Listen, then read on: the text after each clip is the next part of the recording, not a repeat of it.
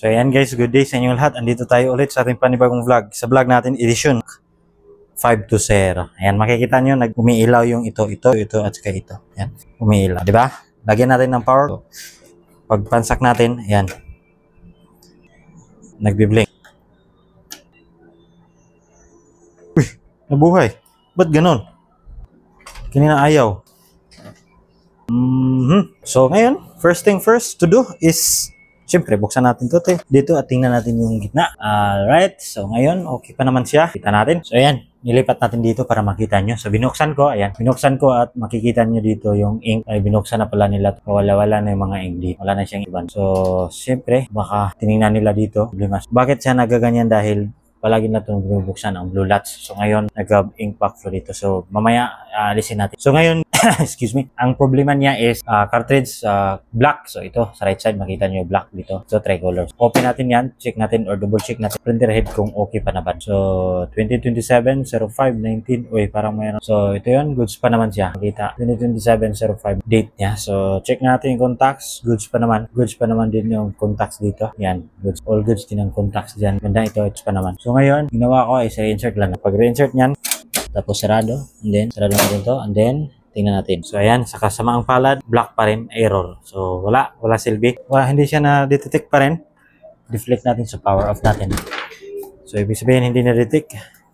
Tingnan muna natin yung loob niya. So pagtanggal nito, meron lang laman siyang screw na 6 yata to. 4 dito sa harapan. Ayan. 6 yata. Tika lang ha, 6 to.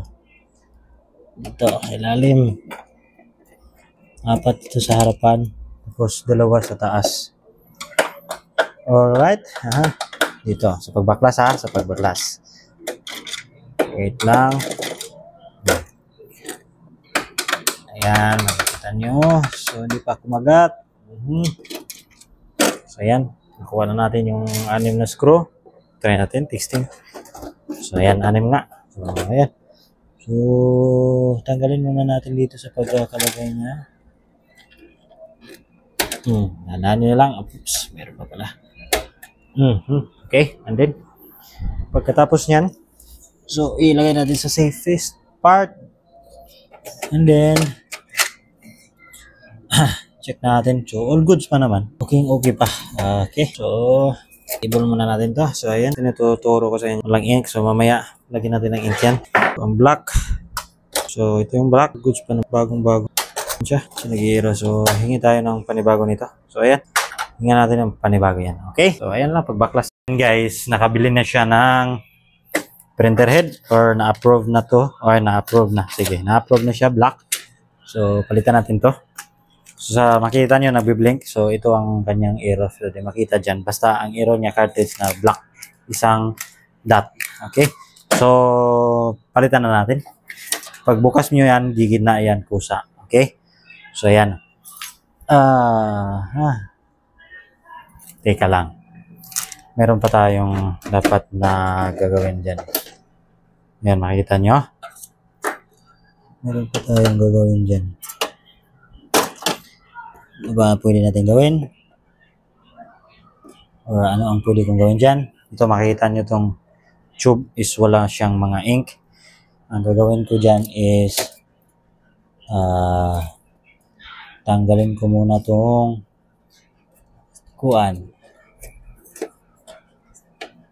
Itong carriage na latch, yung blue latch. Yung blue latch ito.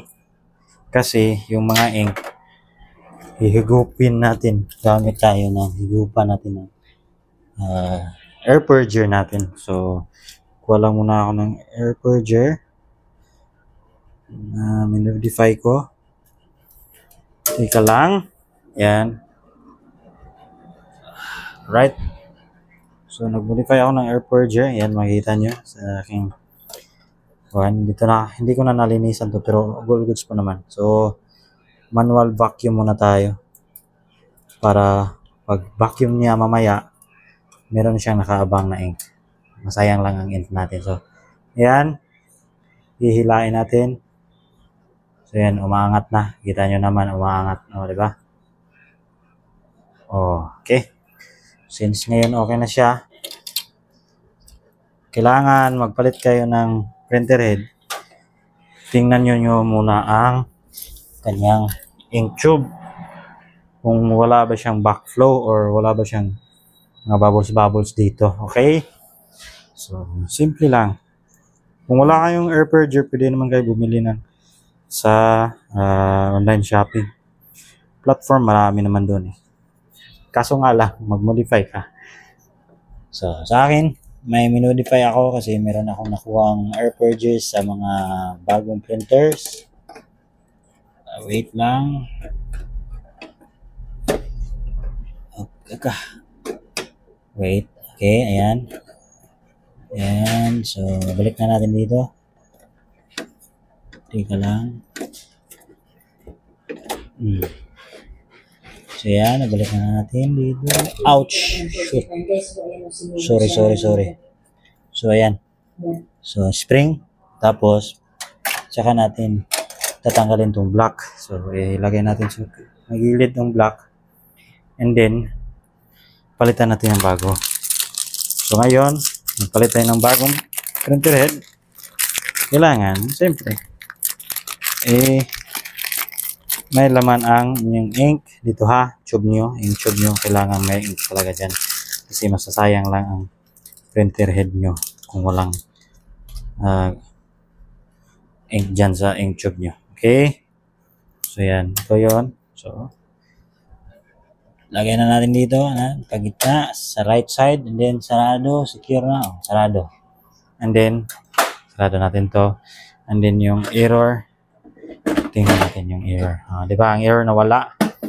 So ang error nawala, and then focus natin yung camera natin. Tika lang.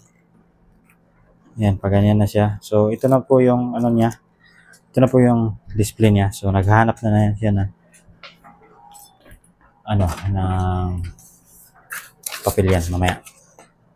So ang ginagawa niya dyan is nag-initialize siya or ano niya yung printer head na nilagay natin. Tawag dito detect. So once ma-detect na niya yung printer head, ay kanyang finish niya yan, mag-zero, hanggang mag-zero dyan. Tapos maya magpe-print siya ng yan. Kung hindi ako magkakamali, magpe-print siya ng print head alignment. So antayin lang natin matapos. So yan, nagpe-print siya. Okay, so nag-print siya ng page yan. So i-atras muna natin. So nag-print siya ng alignment page. Paulit-ulit tayo. I-scan natin yan. Alignment page yan. So maglagay siya ng scan. Okay, antayin lang natin tapos. So ayan, ito na po yung alignment page niya. So paglagay nyo yan, kita nyo to, pag ganyan nyo lang. So, ayan, dito banda, dito sa may banda dito. So, dito sa may, may arrow na sign, dyan po banda, top. Okay? Then, sarado nyo to, and then, yung nagbe-blink. Okay? Ayan. So, ngayon, okay na siya, nagsi-zero. Ibig sabihin, okay na, na-scan na, all goods na. So, ngayon, ang gagawin natin is, print tayo ng self-test para formal na natin ibigay. So, print self-test niyan, siyempre, parehas lang sa ayan. Hold nyo to isa, pindutin nyo to, release, then mag-iilaw tong X and then magpe-print siya. So, ayan na po yung service page. Makita natin service page. So, ayan, makikita nyo yung service page, all goods. Ayan. So, ganyan lang kasimple pagpalit printer head basta mag-i-error. Okay? Favorite Tips, magpapaalam na sa inyo. Bye-bye.